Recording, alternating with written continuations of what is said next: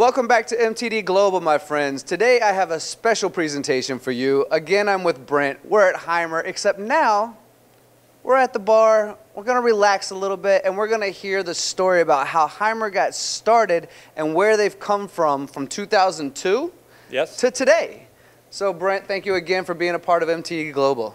You're welcome, Tony. It's a pleasure to have you here, and glad it's Friday afternoon. We can sit here at the bar and wrap things up with some enjoyment and tell the story of Haimer.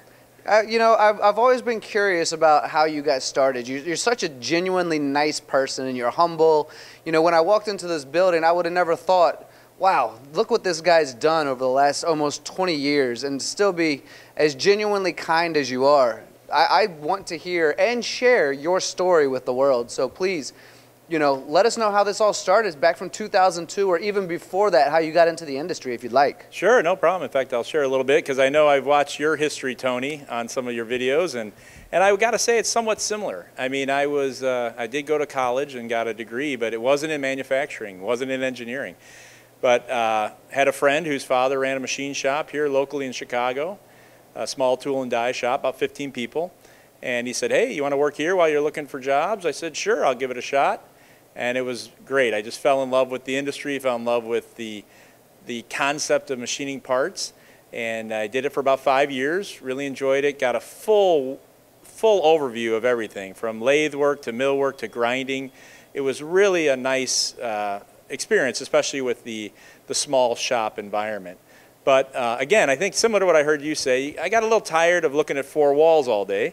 And I figured, you know what else is out there? So again, back then in the mid-90s, I was able to find a newspaper ad that said looking for a sales engineer. So I put my application in, got hired. It was a tooling company, mainly Japanese product, and got to work there. But it's an important part of the history because that is where I first met the Haimer family.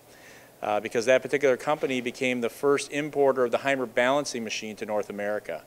So it allowed me an opportunity to meet Mr. and Mrs. Haimer and Andreas Haimer and the rest of the family, and that's kind of how I became engaged with Haimer, and that's what led up to the creation of Haimer USA in 2002. At that point, the Haimers were operating, and again, all of our productions in Germany, but they had no outside direct presence in any market besides basically Europe. So they wanted to start an operation here, and since they knew me and we had a good rapport, they asked me, would you like to start an operation in the US? And I said, sure, why not? Let's give it a shot. I knew the product was good. I knew the family was great. And those were the only two things I needed to know. And so started up in 2002 with the support of the Haimer family and my wife, Miho, and we literally worked the first year out of our house. Wow. Yeah, so it was... and it just started you and her, right? Just her and I, yeah, we were the only two, and worked out of the house, you know, and then we moved into this facility in 2003, but we're sitting currently in 30,000 square feet, but then it was 5,000 square feet of where we are now. But yeah, it was just the two of us, but I gotta say I was blessed. I mean, we had the fortunately we were able to hook up in 2002 at the IMTS show with two particular manufacturers reps that were awesome. They're still with us today and still out there in the field and have been a huge part of spreading our message across the U.S. And then it was just taking it slow, spreading it out from the Midwest out, hiring new people, getting a good team with us and behind us, and then taking it from there. So. Well, my question is this. So you kind of brought Haimer over to North America. And we all know that Haimer is a fantastic product. I mean, we know the quality. I mean, even just the stereotype of a German brand in general, we assume it to be good already. So my question to you is, because we know these things and because you brought it over to the U.S., what does Haimer mean to you? Because I think it might personally mean something even more expansive than, you know, me coming in and saying, well, I'm going to buy your product because I know it's going to be a quality product that's going to bring me success. I think there's a personal level that you have, a connection that you have that might be different from someone like myself. Oh, absolutely, Tony, and there is a deep connection. And I got to summarize the word in one word, it's family. So Haimer is a family-run company, still is today. And I really feel part of that family. I think all of our employees feel part of that family. I like our customers to feel part of the family, our distributors and manufacturers reps, because it's very, very important, and it's evident when you're working at Haimer that you are part of a family, and that makes a big difference. We know we've got a high quality product behind it, very consistent, very well liked in the market, but the family environment is really what makes the difference. And then, you know, and you see it from our core values. You know, our core values are the center of our corporation is the people that work here. But then again, the satisfaction of our daily work is the satisfaction of our customers. So we really want our customers to be happy, and we know that the only reason we are able to be successful is the employees worldwide. And then the final thing is the golden rule, as we say. We treat people the way we want to be treated. And it's more than just a saying here. It really is evident here at Haimer, and that's really a deep satisfaction for me to be part of it. Well, family, I like that. I like that family owned and operated. And how's that saying go? Proof is in the pudding kind of a thing? Yeah. That's how it goes, right? And, yeah. and how many locations around the world is Haimer affiliated with now? Yeah, we've got now 15 subsidiaries around the world. So we were the first, Haimer USA, and actually it was really Haimer North America. And then we've, in 2014, we started Haimer Mexico in Querétaro, Mexico. Beautiful city, as you know. We've spent time there. But then, you know, soon after Haimer USA started, the spread started throughout the organization at Haimer.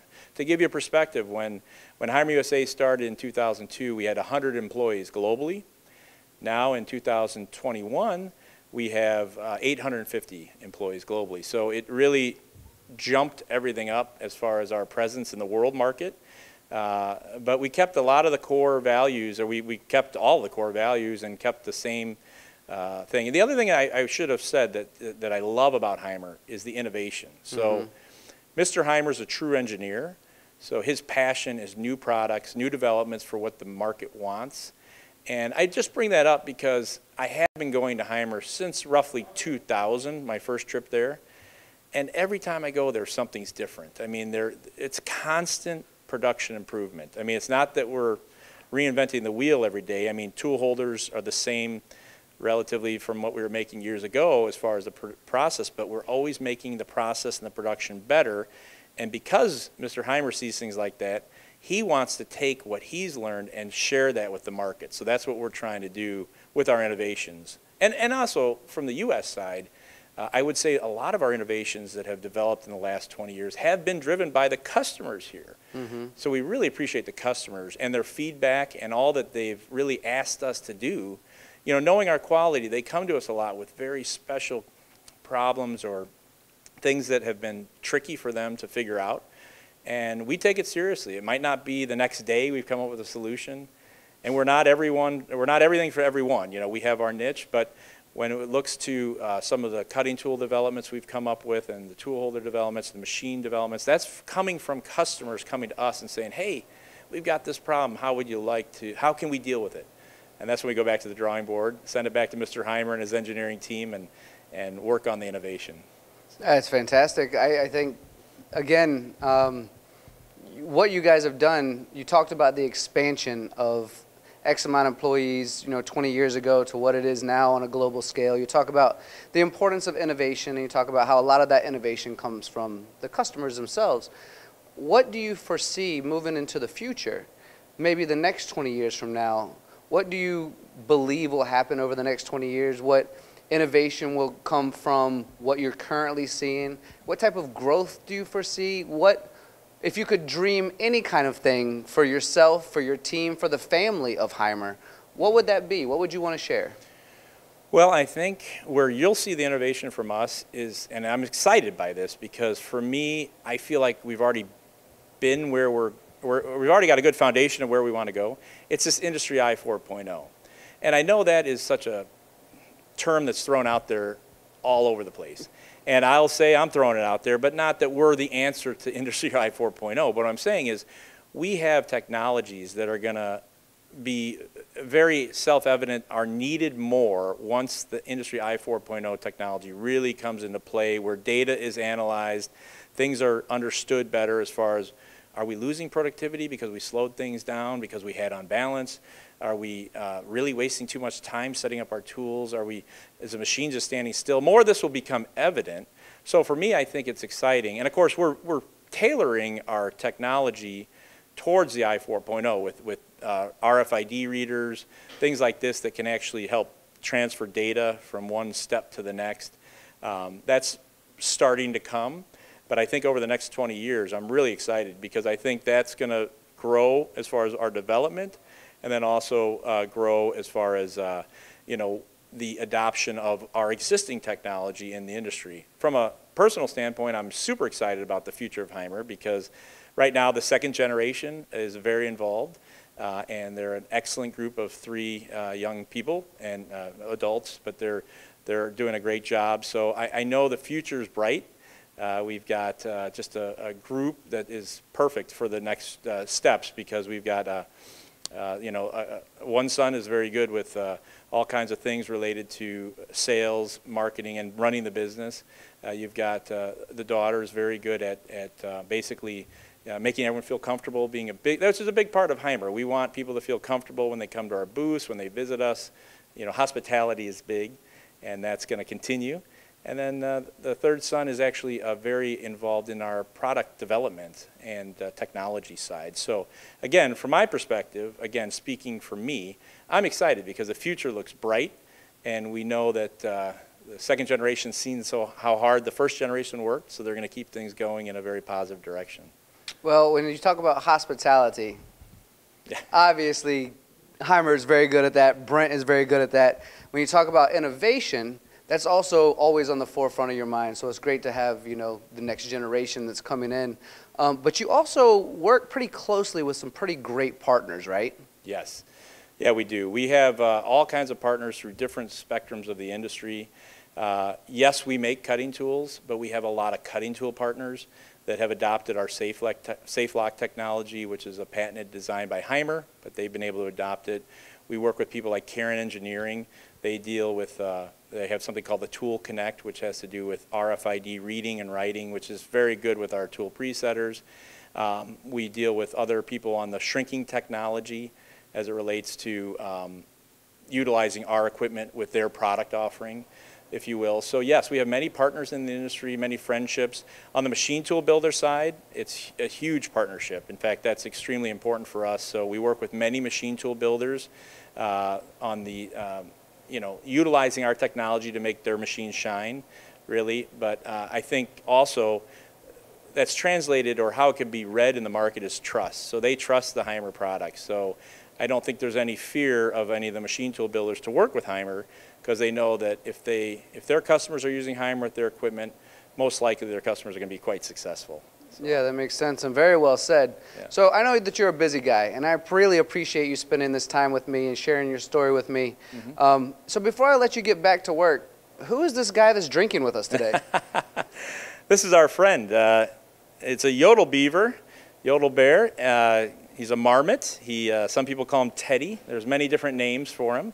But yeah, he's a good friend. I know you've got some young ones at home, and they'll just love to meet Teddy. He does yodel.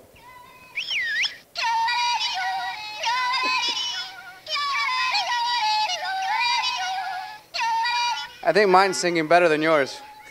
I think you're right. No, I don't know if that's true. I think they're exactly the same. But so how did this come about? Well, again, back to the family, or to just the general idea of hospitality. Honestly speaking, from a marketing perspective, we realize a lot of people come to these shows. They're away from their families. They're sometimes a week at a time if it's IMTS. And I've walked many shows. You can get calendars, you can get hats, you can get pens, things like that. And we have all that kind of stuff too.